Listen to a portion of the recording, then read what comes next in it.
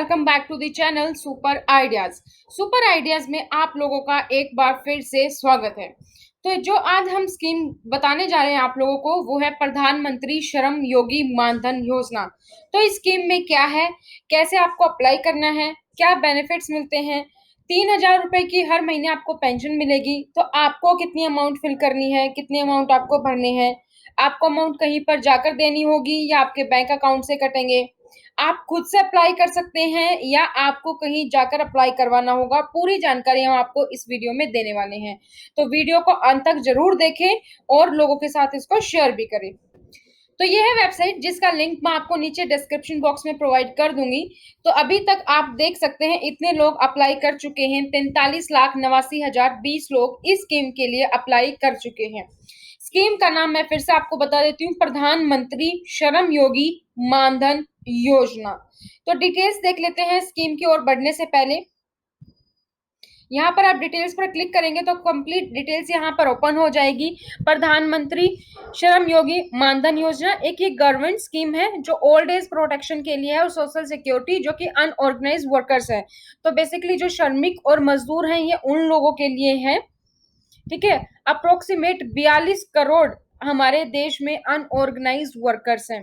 ये एक वॉलंटरी और कंट्रीब्यूटरी पेंशन स्कीम है, यानी कि अगर आप चाहें तो आप अप्लाई कर सकते हैं, कोई कंपल्शन नहीं है। जो सब्सक्राइबर है, जो भी इस स्कीम के तहत फायदा उठाता है, उसको हर महीने 3,000 रुपए की पेंशन मिलेगी जब वो 60 साल का हो जाएगा। तो अगर जो भी पेंशन जो जिसको भी पेंशन मिल रही है, अगर उसकी मृत्यु हो जाती है तो उसके स्पाउस को मिलेगी 50% of the pension as family pension. ठीक है, तो family pension is applicable only to the spouse. अगर आप 60 साल तक के हो जाते हो, 60 साल के बाद आपको पेंशन मिलेगी 3,000। अगर किसी की भी डेथ हो जाती है, चाहे वो हस्बैंड है या वाइफ है, तो उसके स्पाउस को, जो भी वाइफ या हस्बैंड है, तो उसको 50% मिलेगी, यानी कि 3,000 का 50% 1,500 रुपए। On the maturity of the scheme an individual will be entitled to obtain a monthly pension of 3,000। The pension amount helps pension holders to aid their financial requirement. क्योंकि 60 साल की उम्र होने के बाद आप इतना नहीं कमा पाते हो, इतना कुछ नहीं कर पाते हो, तो 3,000 रुपए की पेंशन एक बेनिफिट है जो आप छोटी सी अमाउंट पे करने के बाद इसको ले सकते हो। Scheme is a tribute to the workers in unorganised sector who contribute around 50% of the national GDP. हमारी नेशनल जीडीपी का ये वर्कर्स अप्रोक्सीमेट 50% कंट्रीब्यूट करते हैं। इसमें अप्लाई करने के लिए आपकी एज कितनी होनी चाहिए? आपकी एज होनी चाहिए 18 से 40 साल के बीच में, यानी कि 18 कम से कम और 40 आपकी एज मैक्सिमम होनी चाहिए, तो आप अप्लाई कर सकते हैं।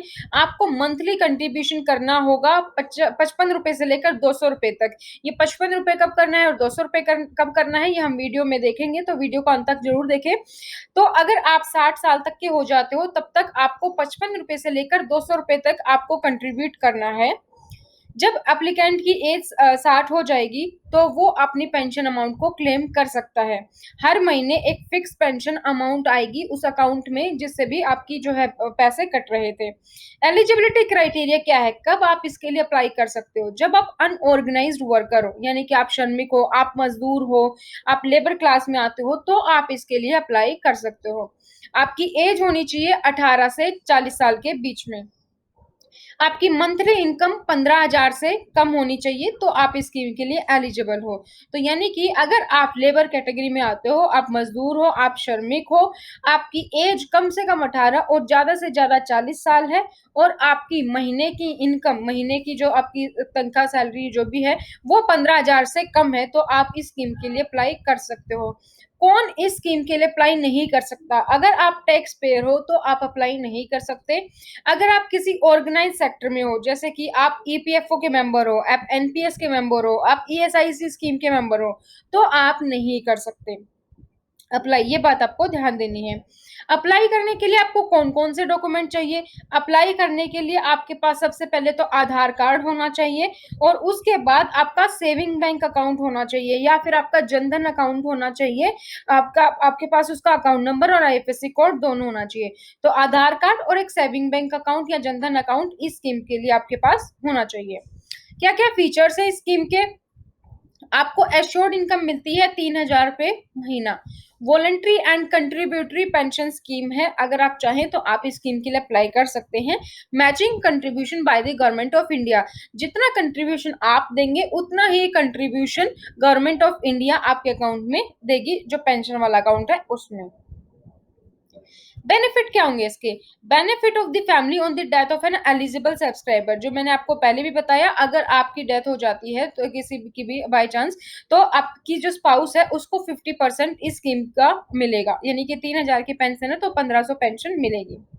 डिसेबल पर है आपके benefits. If an eligible subscriber has given regular contribution and become permanently disable due to any cause before attaining his age of 60 year is unable to continue to contribute under the scheme, his spouse shall be entitled to continue with the scheme subsequently by payment of regular contribution as applicable or exit the scheme by receiving the share of contribution। अगर मान लीजिए आप भगवान ना करे अगर आप permanently disable हो जाते हैं 60 साल की उम्र से पहले, तो आपकी स्पाउस आपके बिहाफ पे वो कंट्रीब्यूशन कर सकती है। अगर आप कंट्रीब्यूशन नहीं करना चाहते हो तो जितना भी आपका शेयर है वो आप ले सकते हैं विद इंटरेस्ट, जो भी आपका इंटरेस्ट बनता है सेविंग बैंक अकाउंट के अकॉर्डिंग, रेट के अकॉर्डिंग, जो भी आपका हायर होगा पेंशन फंड का इंटरेस्ट या सेविंग बैंक का इंटरेस्ट, जिसमें से जो भी हायर होगा उस इंटरेस्ट के साथ आप अपनी अमाउंट ले सकते हैं।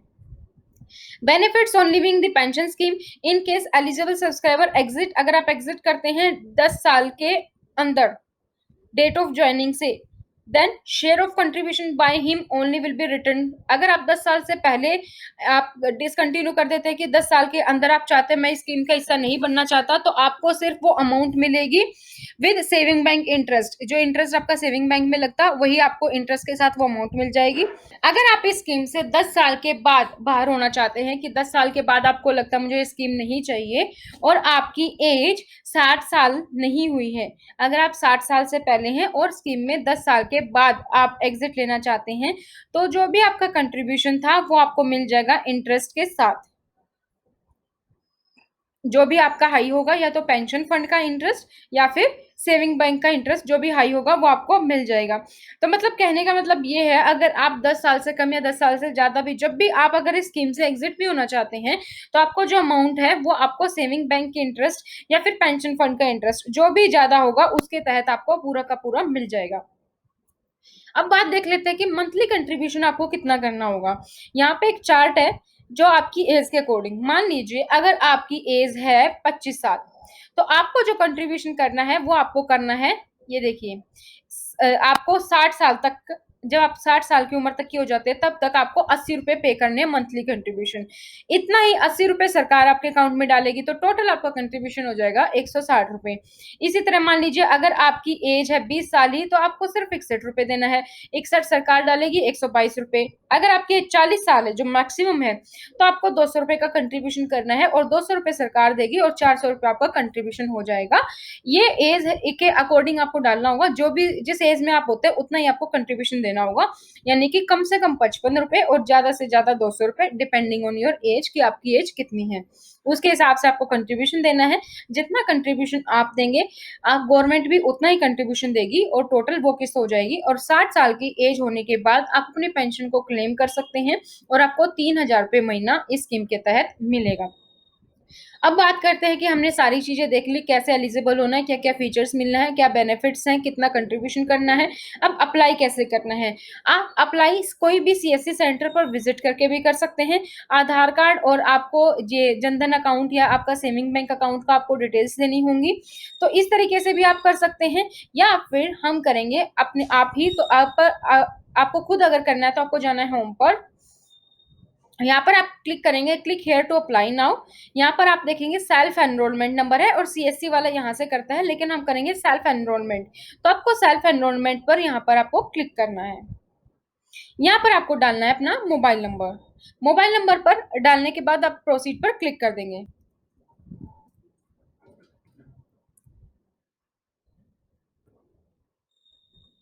मोबाइल नंबर डालने के बाद जब आप प्रोसीड पर क्लिक करेंगे तो आपको जनरेट ओटीपी करना है। आपका नाम और आपका ईमेल आईडी डालेगा, कैप्चा आप यहाँ पर डालेंगे। अगर आपको कोई कैप्चा समझ नहीं आता है तो आप यहाँ से रिफ्रेश भी कर सकते हैं, जो भी आपको इजी लगे वो आप यहाँ पर फिल कर सकते हैं। पास खुल जाएगी जब आप ओटीपी डाल के प्रोसीड करेंगे। तो आप इस वाली वेबसाइट से आप नेशनल पेंशन स्कीम, श्रम मानधन योगी और किसान मानधन योजना पर भी अप्लाई कर सकते हैं। अभी हम कर रहे हैं प्रधानमंत्री श्रम योगी मानधन योजना पर। आपको एनरोलमेंट पर क्लिक करना है और मानधन योजना को यहाँ पर आपको सेलेक्ट करना है। अब यहाँ पर अगर आप मान लीजिए आप फॉर्म भरते टाइम अगर आप भूल भी जाएं तो यहाँ पर आपको देखिए आप इंस्ट्रक्शन में आपको सारी चीजें दे भी रखी हैं। सबसे पहला है सब्सक्राइबर आधार, यानी कि आपको अपना आधार कार्ड नंबर यहाँ पर डालना है। दूसरा है सब्सक्राइबर नेम, यानी कि जो भी आपका नाम है आधार कार्ड के अकॉर्डिंग वो आपको यहाँ पर डालना है। मोबाइल नंबर आपको यहाँ पर अपना फिल करना है। उसके बाद आपकी ईमेल आईडी, यहाँ पर आपको अपनी ईमेल आईडी फिल करनी है। डेट ऑफ बर्थ, जो भी आपकी ऑफिशियल डेट ऑफ बर्थ चलती आ रही है वो आपको यहाँ पर फिल करनी है। जेंडर आप सेलेक्ट करेंगे, मेल है फीमेल है थर्ड जेंडर, उसके अकॉर्डिंग आपको यहाँ पर सेलेक्ट करना है। स्टेट, किस स्टेट से आप बिलोंग करते हैं वो स्टेट आपको यहाँ पर सेलेक्ट कर लेना है। उसके बाद आप डिस्ट्रिक्ट सेलेक्ट कर लेंगे। यहाँ पर आप यहाँ पर पिन कोड डालेंगे। Do you belong to north east region, यानी कि जो हमारी 7 स्टेट्स आती है नॉर्थ ईस्ट स्टेट्स में, क्या आप उससे बिलोंग करते हैं? अगर हाँ तो यस, अगर नहीं तो नो पे टिक करेंगे। अपनी कैटेगरी, उसके बाद आप एससी कैटेगरी से, एसटी कैटेगरी से, ओबीसी से है, जनरल से, वो आप यहाँ पर क्लिक करेंगे। आपका ऑक्यूपेशन क्या है, आप काम क्या करते हैं? ऑक्यूपेशन में आप देख सकते हैं यहाँ पर लगभग सारी चीजें ही हैं। एग्रीकल्चर, ऑटोमोबाइल, बेकरी, ठीक है, आप बैंगल मैन्युफैक्चरिंग करते हैं, ब्यूटिशियन है, बीडी मैन्युफैक्चर करते हैं, बाइसाइकिल रिपेयर, बिंदी वर्क, इस तरह के छोटे छोटे छोटे छोटे काफी सारे काम है यहाँ पर। तो आप अपने अकॉर्डिंग देख सकते हैं आप किस में आते हैं। जैसे अगर आप मनरेगा वर्कर भी हैं तो आप यहाँ पर क्लिक कर सकते हैं। आशा आंगनबाड़ी वर्कर हैं तो ये यहाँ पे, मिड डे मील वर्कर हैं तो यहाँ पे क्लिक कर सकते हैं। इसके अलावा जिस फील्ड में आप काम करते हैं वो आप काफी सारी ऑप्शन है, आप अपने अकॉर्डिंग यहाँ पर सेलेक्ट कर लेंगे। उसके बाद आप किसी भी मेंबर या बेनिफिशियरी हैं, यानी कि आप नेशनल पेंशन स्कीम में आपने अप्लाई किया हुआ है, या आप ईएसआईसी में भी आप एलिजिबल हो, या आप ईपीएफओ में हो, तो आपको यस या नो उसके अकॉर्डिंग यहाँ पर सेलेक्ट कर देना है। आप इनकम टैक्स पेयर हो या नहीं वो आपको यहाँ पे नहीं होना चाहिए, क्योंकि तभी आप इस स्कीम के लिए अप्लाई कर सकते हो। आपको यहाँ पर टिक करना है और आगे आपको यहाँ पर सबमिट पर क्लिक कर देना है। सबमिट करने के बाद इस तरीके से आपकी डिटेल्स ओपन हो जाएंगी और डिटेल्स ओपन होने पे आपको फिर से जनरेट ओटीपी पर क्लिक करना है।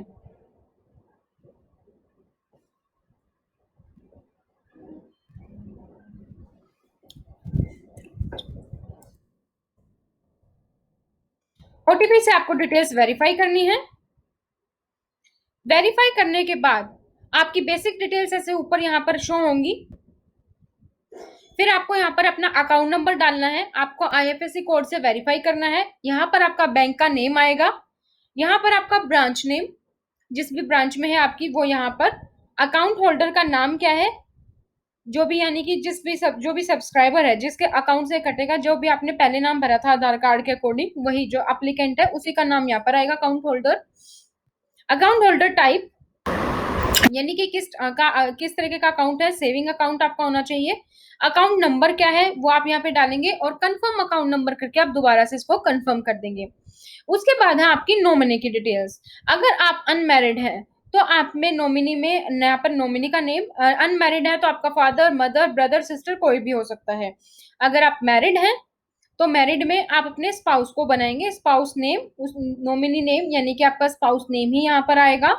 रिलेशनशिप यानी कि हस्बैंड है वाइफ है वो आप यहाँ से सेलेक्ट कर लेंगे।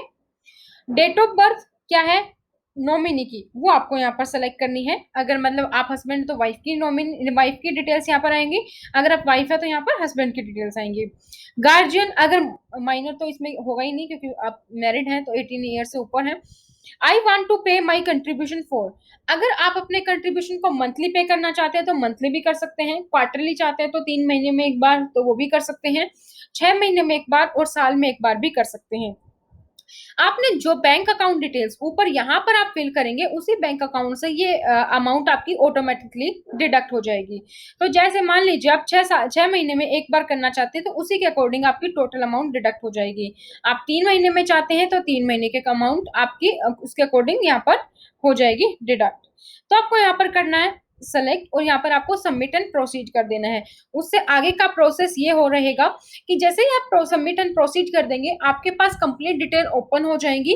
कंप्लीट डिटेल ओपन होने के बाद आप इस फॉर्म को देखेंगे, कोई करेक्शन की जरूरत तो नहीं है। अगर एडिट करना है तो आप एडिट कर लेंगे उस डिटेल्स को। उसके बाद आप यहाँ पर कंप्लीट आ जाएगा आपका कंप्लीट तक। अपडेट एनरोलमेंट, सब अपडेट एनरोलमेंट में अगर आपकी कोई भी डिटेल्स आपको चेंज करनी है तो वहां पर अपडेट एनरोलमेंट से आप अपडेट कर सकते हैं। सब्सक्राइबर, यानी कि सब्सक्राइबर आपका यहाँ पर एक कार्ड बनता है, सीएससी कार्ड, वो कार्ड आप यहाँ से डाउनलोड कर सकते हैं। कोई भी प्रॉब्लम है या रिपोर्ट करना तो आप यहाँ से कर सकते हैं। तो दोस्तों ये था आपका पूरा स्कीम कि कैसे आप इस स्कीम का बेनिफिट उठा सकते हैं। इससे आगे का प्रोसेस आपको मैंने बता दिया है, बड़ा ही सिंपल है, वो आप कर सकते हैं। इससे आगे का प्रोसेस मैं इसलिए करके नहीं बता सकती क्योंकि मैं टैक्स पेयर हूँ। मैं आगे सबमिट प्रोसीड करूंगी तो कंप्लीट फॉर्म फिल हो जाएगा। तो इस तरीके से आप यहाँ पूरा का पूरा डिटेल्स आप फिल करके इस कार्ड के लिए अप्लाई कर सकते हैं।